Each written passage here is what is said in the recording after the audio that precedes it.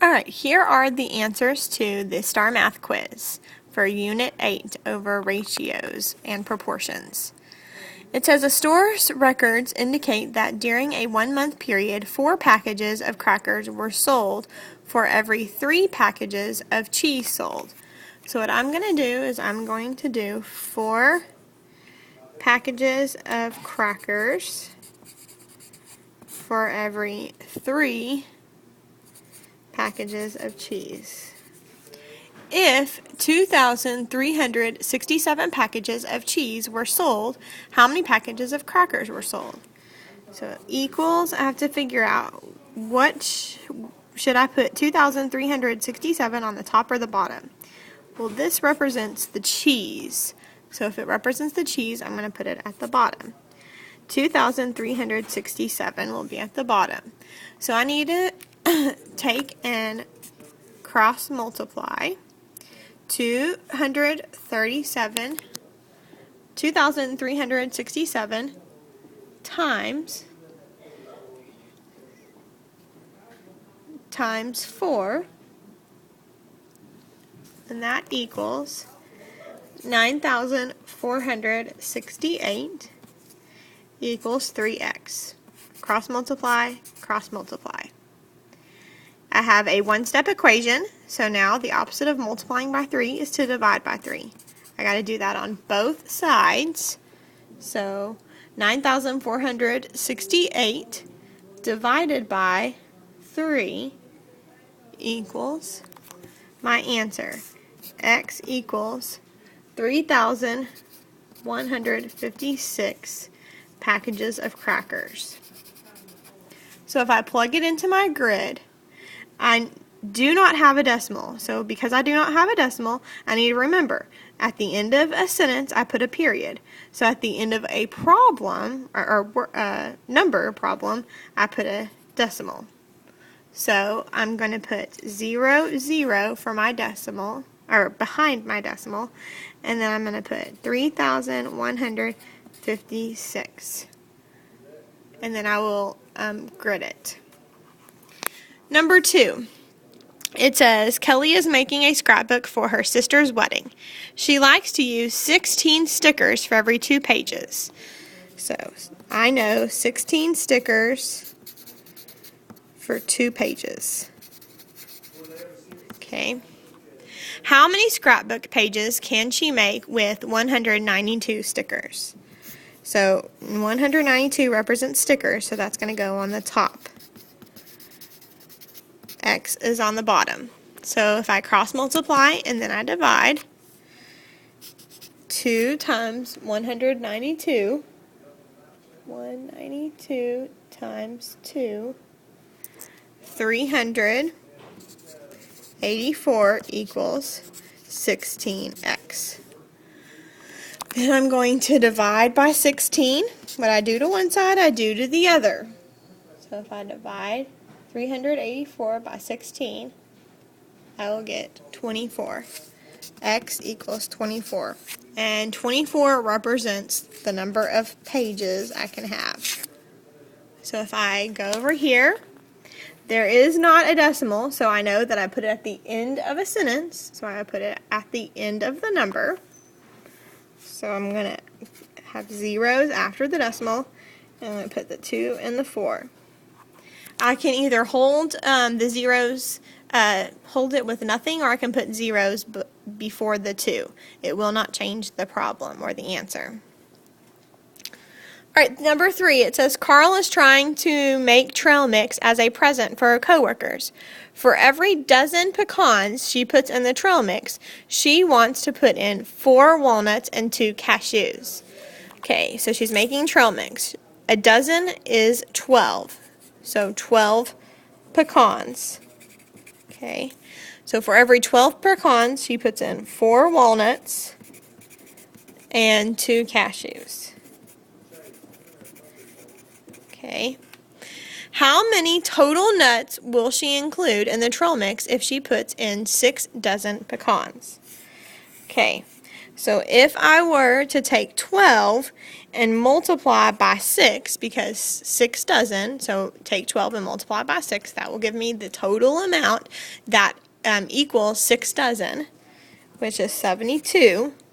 But what I do to this number, I have to do to the other types of nuts that I put in. So if I multiplied by 6 on my dozen, I need to multiply my other two numbers by 6 as well. So 4 times 6 is 24, and 2 times 6 is 12. It wants to know the total number of nuts that she's going to put into this trail mix. So I'm going to take the numbers that I have and add them up. 4, 5, 6, 7, 8, 7, 8, 9, 10. I am going to put in a total of 108 nuts into my trail mix. So if I go to my answer choices, D is the answer. All right, let me change pages. And let's move on to number 4.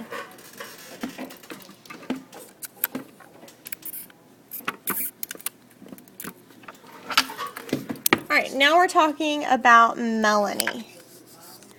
Melanie has decided to make crafts for most of her Christmas gifts this year. It takes her 18 minutes to sew 8 letters on a personalized blanket. How much time will it take Melanie to sew 20 letters onto a blanket? Okay, if I notice, I cannot take 8 and 20 and multiply by anything. So what I want to do is I want to find a unit rate. And what a unit rate is any value of 1. So I want to know how much time it's going to take to make the 8 letters into 1 letter on this blanket. So if I do that, I write what I know first. I know that it takes 18 minutes to sew 8 letters. Okay. I want to know how many minutes it will take to sew 1 letter. So to figure that out, I'm going to divide 18 by 8.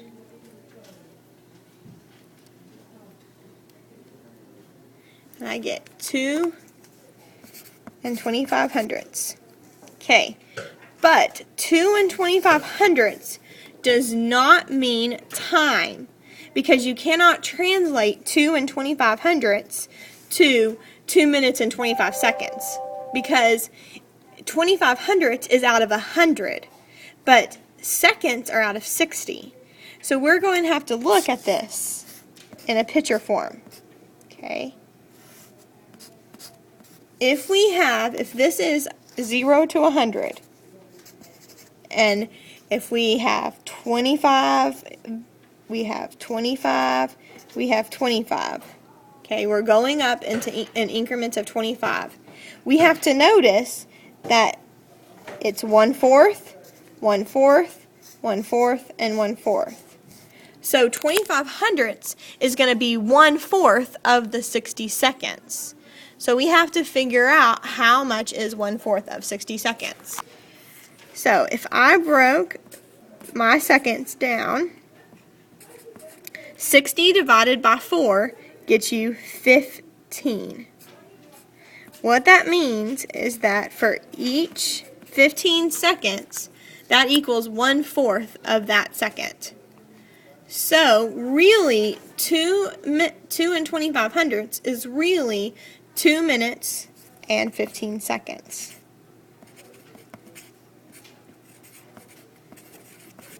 Okay. So it takes me 2 minutes and 15 seconds to sew 1 letter. So I want to know how long it takes to sew 20 letters. So I'm going to take 2 minutes and 15 seconds, and I'm going to multiply them by 20. I'm going to start with my minutes first, because my minutes are easier. Okay, I'm going to take 2 and multiply by 20, and I get 40. Okay, that's 40 minutes. But the seconds is where it's going to be harder. Okay, I want to take 15 and multiply by 20. But if I do that, I'm going to get a number that doesn't make sense in forms of seconds. So what I'm going to have to do is I'm going to have to say, okay, make that same chart. Okay. It takes 1, 2, 3, 4 increments to get to 1 minute. So 4 increments of 15 seconds. And then if I have 4 more increments of 15 seconds, that's 1 minute. Now it's 2 minutes. Another 4 increments of 15 is going to be 3 minutes. Okay, so now I have 4, 8, 12. I got to keep going. 4 increments of 15 seconds get you 4 minutes. Okay. 4, 8, 12, 16. I got to do another one. 4 increments of 15 seconds is going to get you 5 minutes. So 4, 8, 12, 16, 20. So it takes 5 minutes to get 15 seconds into 20 increments. So if I add the 40 plus the 5 minutes, I get 45 minutes. So if I go to my answer, it takes me 45 minutes, 0 seconds, and 0 hours to make 20 letters. Alright, the last one is about Krista. Krista can purchase 5 tickets to the SMU football game for $83.75. Write an equation that Krista could use to find in the number of tickets that she can buy to the game for $234.50. Okay. If I were to write 5 tickets over the cost, $83.75. If I want to know the total, I have to make sure that my sides, they are going to compare. They're going to be the same. So, an example, I can't put tickets down here if on this side it's money. I have to have my money matching. So I'm going to put the money, $234.50, and X is how many tickets that's going to get me, because I don't know it yet. That's how you do it.